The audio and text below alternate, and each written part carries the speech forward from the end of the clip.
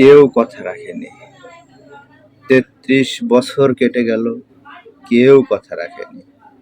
ছোটবেলায় এক বোষ্টমী তার আগমনী গান হঠাৎ থামিয়ে বলেছিল, শুক্লা দ্বাদশের দিন অন্তরাটুকু শুনিয়ে যাবে। তারপর কত চন্দ্রভোগ অমাবস্যা গেল,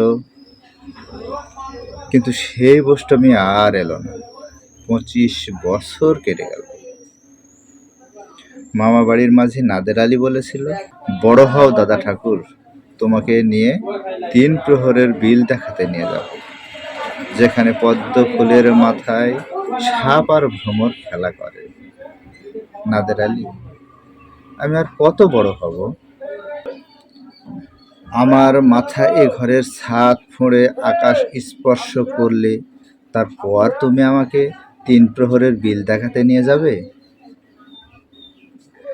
একটাও রয়্যাল গুলি কিনতে পারিনি কখনো। লাঠি লজেন্স দেখিয়ে দেখিয়ে চুষেছে লস্কর বাড়ির ছেলেরা। ভিখারির মতো চৌধুরীদের গেটে দাঁড়িয়ে দেখেছি ভিতরের রাস উৎসব। অবিরল রঙের ধারার মধ্যে সুবর্ণ কাঙ্কন করা ফর্সা রমণীরা কত রকম আমোদে হেসেছে, আমার দিকে তারা ফিরেও চায়নি। বাবা আমার কাঁধ ছুঁয়ে বলেছিলেন, দেখিস আমরাও একদিন।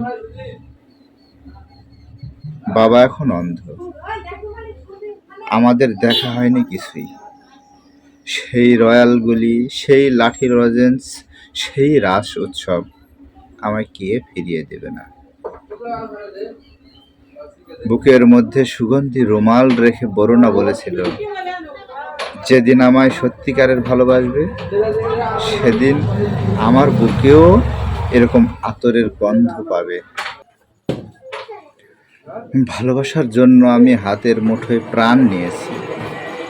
দুরন্ত ষাঁড়ের চোখে বেঁধেছি লাল কাপড়।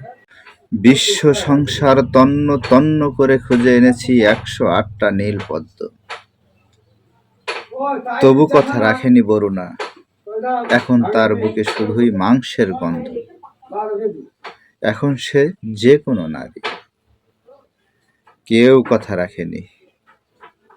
৩৩ বছর কেটে গেল, কেউ কথা রাখে না।